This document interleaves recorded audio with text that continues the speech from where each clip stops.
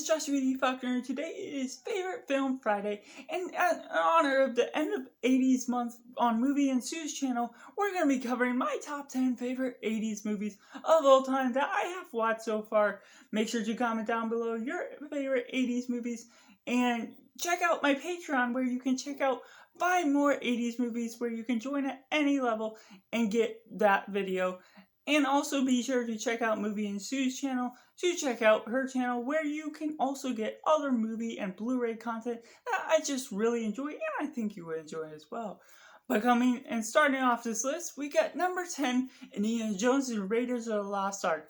This is a classic Spielberg film that is amazing with the adventure, Harrison Ford bringing an excellent performance, getting lost within the character itself, and providing this entertaining action-packed adventure that you just feel really immersed into the world. The soundtrack is incredible by John Williams, and overall, just the adventure, the relations to the Bible, and how they just dive into this adventure world with all this discovery and treasure hunting just makes it feel so much more real within the world itself.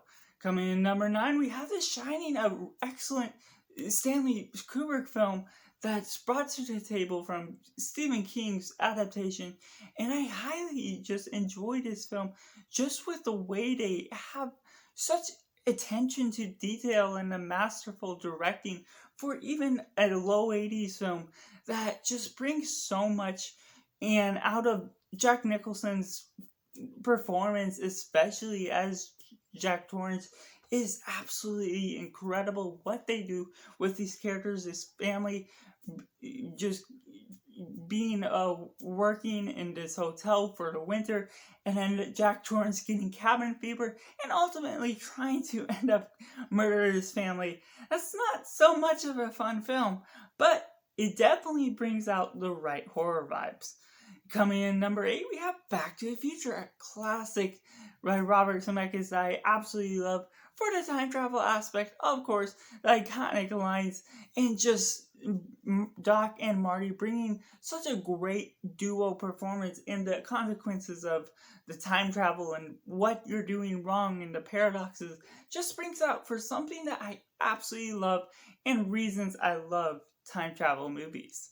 Coming in number 7, we have Terminator, another time travel movie, this time with Arnold Schwarzenegger bringing such a great performance to this Terminator character, being so inhumane and yet adding the chemistry with this other role is incredible, and providing some emotion with this and bringing about something that's futuristic and yet it feels so real to what they're going for, and just the performances all together make this an iconic role for what it's going for.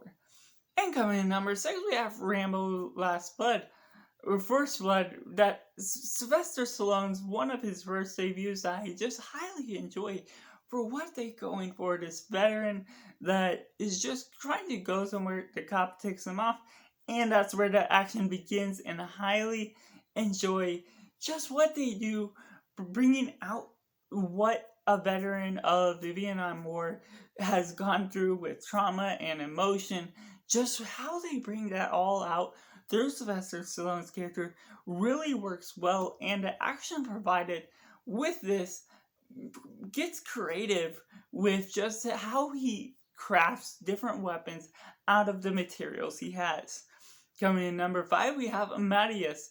This is an amazing Mozart movie that may be long for its own means, but is all the worthwhile watching because of how well the performances are, the iconic laugh that I cannot get out of my head since that of Mozart, and just the skill set that you see crafted through these performances is absolutely impeccable. The way you get so much strong performances, and from the very beginning they essentially spoil the plot, but it all works its own favor, making me more intrigued as things go on toward the end.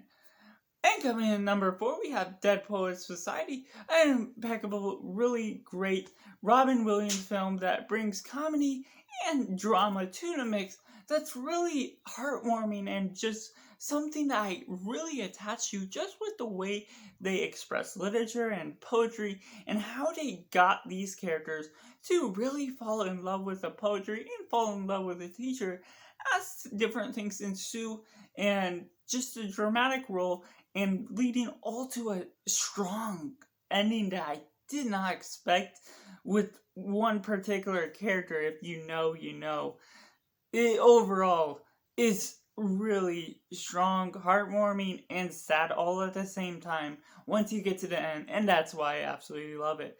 Coming in number 3, we have Return of the Jedi, amazing Star Wars film that I personally enjoy. It has its own problems, but even with the half-hour beginning rescuing Han, leading up to the Ewoks, and also the final duel against the Emperor, overall brings so much themes to Star Wars that I absolutely love, and the adorable Ewoks, all the battles that ensue in between may make it a multi-event movie, but overall, each scene works to its own means for my personal favor that makes me love Star Wars that much more.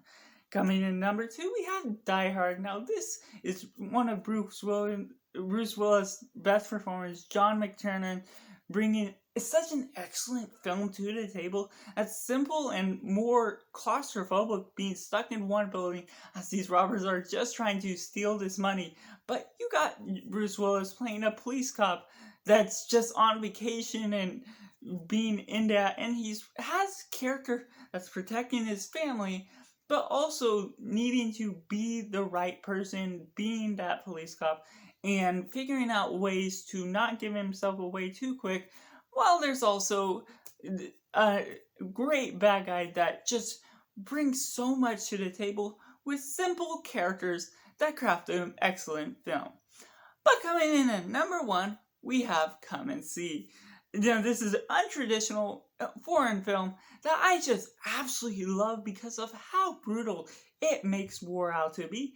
Just the way they have this character's journey, the way they have certain filmmaking techniques where you get lost in the character's eyes and just giving that still shot and having this war and running through different battlefields and then the brutality of what World War II sort of was like near the end with Hitler and how they're dealing with those concentration camps and just the brutality and trauma that a soldier goes through.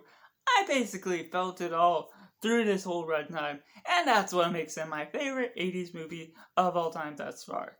Make sure to comment down below what your favorite 80s movies are, and be sure to check out Movie and Sue's channel, as well as my Patreon, where you can get 5 more 80s movies that I love. Make sure you comment down below all your thoughts on this video, any suggestions in the future. Thank you for watching. Bye for now.